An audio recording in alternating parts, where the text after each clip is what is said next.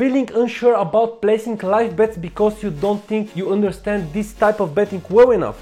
In this video, learning the basics and the main pros and cons, as well as certain tactics you are sure to have a much clearer understanding to go about this aspect. Live betting on sports events is a completely different matter to pre-match betting.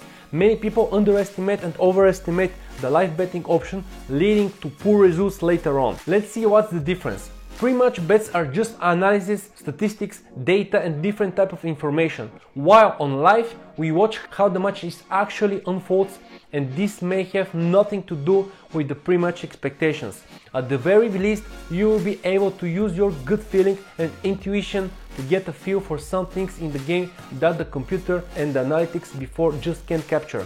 For example, a player is about to explode and win the game for his team. In other words, better can sometimes beat math and patterns with a keen observation. Sometimes accurate observation succeeds where math, models and algorithms can't. Let's distinguish the many pros and cons of live betting. I remind you to like the video and subscribe to the channel if you want to learn more about professional betting. Now, pros of live betting. High limits.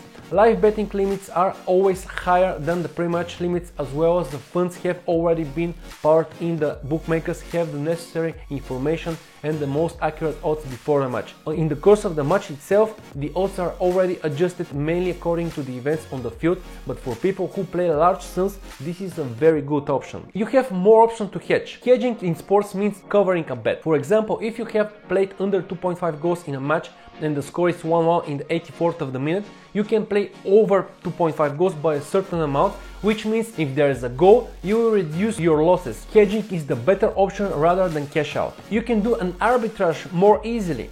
Live arb is a mathematically calculated arbitrage situation that occurs due to the difference in odds of the bookmakers in real time. You therefore have the opportunity to bet on all opposing outcomes of the event at different bookmakers and get paid. Odds. Not fast enough reaction of the bookmakers to edit odds based on certain events in the match. Now, this is true for pre-match betting as well, but pre-match information is harder to access, whereas watching the match on live is not. Specific strategies. You can use multiple strategies that only apply to live betting. I'll give you an example though. Let's say you know that with a team playing in the first half of their games, usually the first goal falls in the last 15 minutes of the half. On a pre-match, the odds are low, and even if there is a special bet for that period, you don't want to bet if the first goal has already fallen before. So when the match starts, you wait patiently and watch the odds. This is a very simple and basic example. Trading. You can trade the odds. This is about trading on the sport exchanges. Sports traders are not interested in the final outcome of the bet, but in catching a nice odd that they can sell expensive. Now the cons.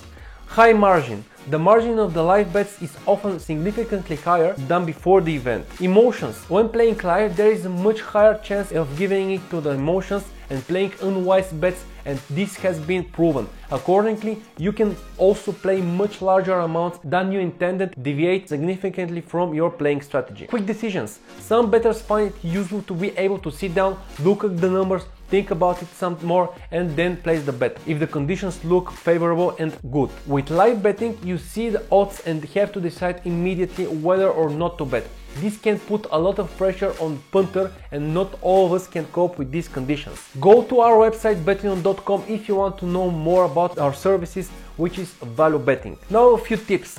One piece of advice I can give you is that I think this is a must. You must watch the games if you are going to bet on live.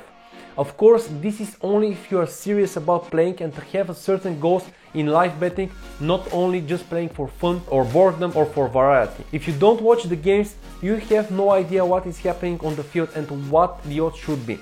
Another tip, in the team sports, when a favorite starts badly and the odds change as the odds go up from him and down for the underdog, we do not play in favor of the underdog. We play for the favorites because the chance of the favorite making a comeback in the game is much higher than the underdog increasing their lead.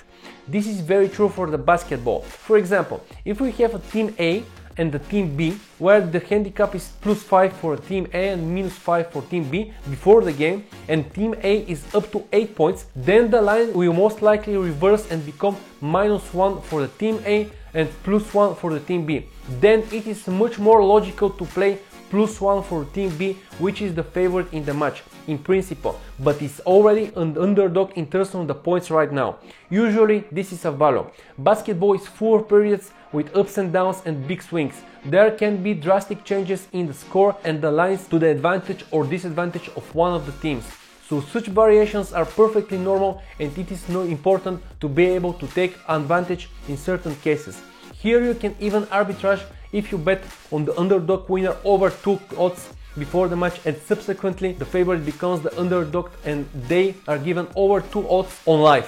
Betting on the favorites also applies to lines on points or goals. I'll give you another example in the basketball. In this case we don't have a favorite, we have a closing line. If you have an over or under 180.5 points before the game as the line, and after the first 2 parts the line is similar because there are 84 points scored, for example, but in the third quarter we have a drop in that respect and the line drops to 163.5 points. In cases like this we almost never play under but over, because it is much lower line than the one before the game. You don't want to put yourself in significantly worse position than it was before the game, do you?